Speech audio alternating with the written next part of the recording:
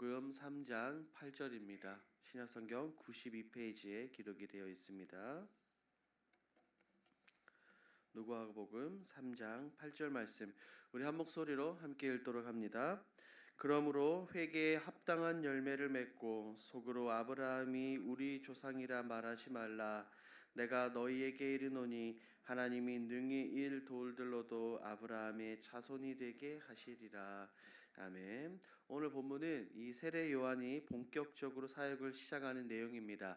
이 세례 요한은 광야에서 사역을 하며 말씀을 전합니다. 그럴 때 세례 요한이 전했던 핵심 메시지가 무엇일까요? 또한 오늘날 우리들의 삶에 본다면 우리의 삶 속에서 어떤 열매들이 맺혀야 될까요? 오늘 말씀을 통해 함께 살펴보도록 하겠습니다.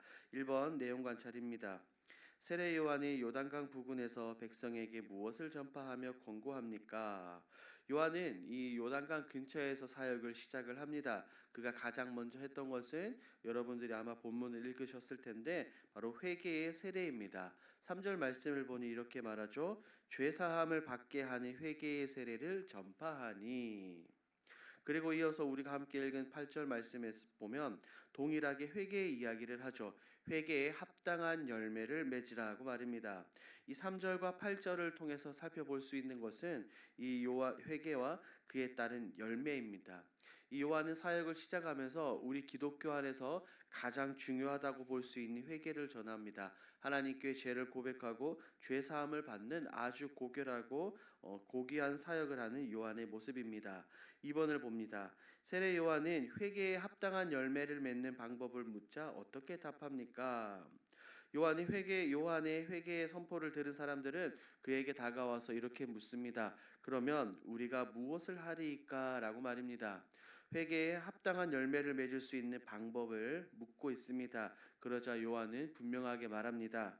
첫 번째, 소유하고 있는 사람인 소유하지 못한 사람들에게 나눠주라는 것입니다. 세리들의 질문에는 더 많은 세금을 부과하지 말라고 이야기하죠. 그리고 군인들의 질문에는 더 구체적으로 답을 합니다. 힘으로 다른 사람들을 억누르지 말라, 협박하지 말라, 고소하지 말고 주어진 월급에 만족하라고 말입니다. 지금 요한이 사람들에게 하고 있는 말은 실제로 그들의 삶 가운데서 실천 가능한 것들을 분명하게 말하고 있어요. 그냥 뜬구름 잡는 내용들, 그냥 머릿속으로만 생각하는 것이 아니라 실제로 그들이 삶을 생활하는데 살아가는 가운데 열매를 맺을 수 있는 방법을 선명하고 분명하게 제시하고 있습니다. 그리고 이 열매들은 자신들 스스로에 관한 내용들이 아니라 타인들, 즉 다른 사람들과 함께 나눌 수 있는 귀한 열매입니다. 여기서 우리가 꼭 분명하게 생각해 봐야 될 내용들이 있습니다. 연구와 묵상에서 함께 살펴보겠습니다. 회개에 합당한 열매를 맺는 방법이 이웃사랑과 연결되는 이유는 무엇입니까? 회개는 하나님과의 일대일적인 관계 속에서 하는 것입니다. 이것은 눈으로 볼 수는 없죠. 하지만 회개에 합당한 열매는 눈으로 볼 수 있는 구체적인 삶의 결단들입니다. 누구나 볼 수 있는 그런 열매이기 때문에 요한은 분명하게 말하고 있죠. 만약에 우리가 하나님 앞에서 하나님과 진정으로 우리가 회개를 한다면 우리의 삶 가운데 이런 열매들이 반드시 드러나야 한다는 것입니다. 나중에 우리 주님께서도 그렇게 말씀하셨죠. 열매로 알리라고 말입니다. 우리가 알고 있는 것처럼 율법은 두 가지로 나눌 수 있습니다. 하나님 사랑, 이웃 사랑입니다. 회개를 통해 하나님과의 사랑을 이뤄가고 이런 결단과 열매를 통해 이웃 사랑의 실천을 이어가는 것입니다. 특별히 우리가 함께 읽은 이 누가복음에서 강조하는 내용들이 이겁니다. 가난한 자들에 대한 내용들, 구제에 관한 내용들이 굉장히 많이 강조되고 있습니다. 이렇게 타인을 사랑하고 섬기는 마음은 곧 눈에 보이지 않는 우리 하나님을 섬기는 마음이기 때문입니다. 여기서 느낀 점으로 한번 가보겠습니다. 죄를 회개한 사람에게 변화된 삶의 모습이 나타나야 한다는 사실에서 무엇을 느낍니까? 요한의 이 말, 회개에 합당한 열매를 맺으라 라는 이 말에서 많은 것들을 생각해 보게 됩니다. 우리는 주님을 만나고 하나님을 만나고 변화되었다라고 말을 합니다. 세상을 사랑하기보다 교회를 사랑하고 하나님과 주님과 말씀을 사랑한다고 말합니다. 교회에서도 열심히 신앙생활하며 우리 모두가 예수 그리스도의 장성한 분량에 이르기까지 성장하도록 노력을 합니다. 그런데 지금 내 삶의 모습을 본다면 어떨까요? 교회를 떠난 우리들의 삶의 모습입니다. 교회를 떠나서 한 명의 그리스도인으로서 이 사회의 구성으로 살아갈 때 내가 과연 진정으로 변화된 모습으로 살아가고 있는지 우리는 끊임없이 곰곰이 생각해 봐야 합니다.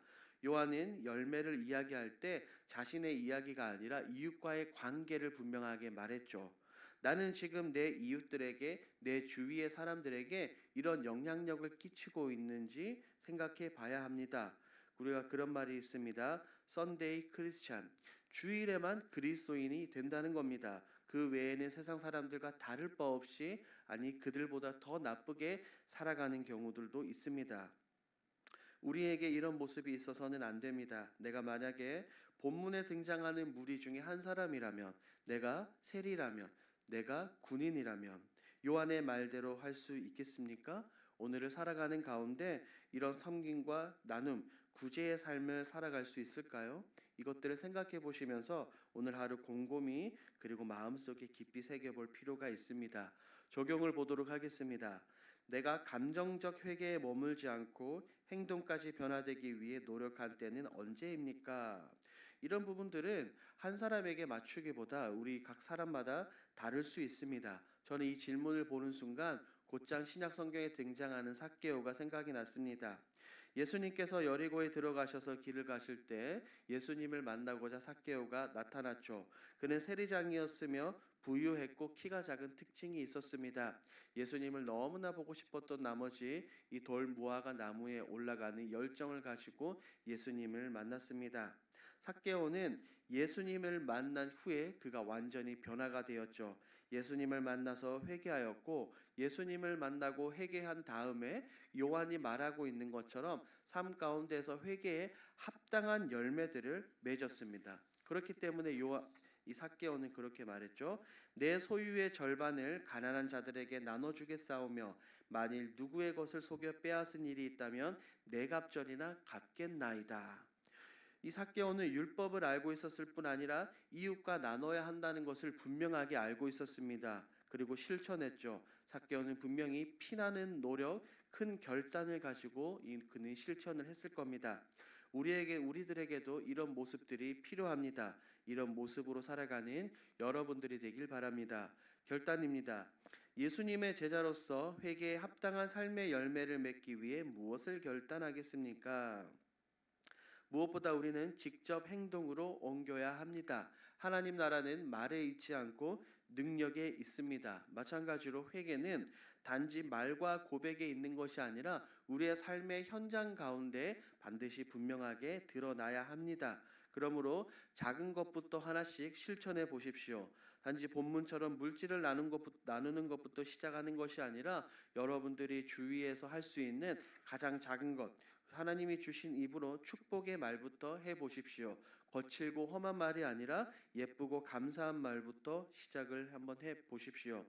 그리고 주위 사람들이 나의 반응에 어떤 반응을 보이는지 여러분들이 직접 확인하시면 좋겠습니다. 만약에 사람들이 그들이 예전과 다른 내 모습을 느끼고 반응한다면 우리는 살아가는 가운데 분명한 이 합당한 열매를 맺고 있는 중일 것입니다. 이런 결단의 마음으로 다른 사람들을 대하고 섬기며 삶 가운데 합당한 열매를 맞는 저와 여러분들이 되길 주님의 이름으로 축복합니다. 아멘. 함께 기도하겠습니다. 첫 번째, 하나님 사랑과 이웃 사랑을 실천하게 하옵소서. 두 번째, 회개에 합당한 열매를 맺으며 이웃에게 그리스도의 사랑을 실천하는 삶을 살게 하소서. 세 번째, 천하보다 귀한 영혼들이 속히 주님께 돌아오게 하시며 이를 위해 길동교회를 사용하여 주옵소서. 이와 같은 공통기도 제목으로 기도하시고 여러분들의 가지고 오신 개인기도 제목으로 자유롭게 기도하시다가 돌아가겠습니다.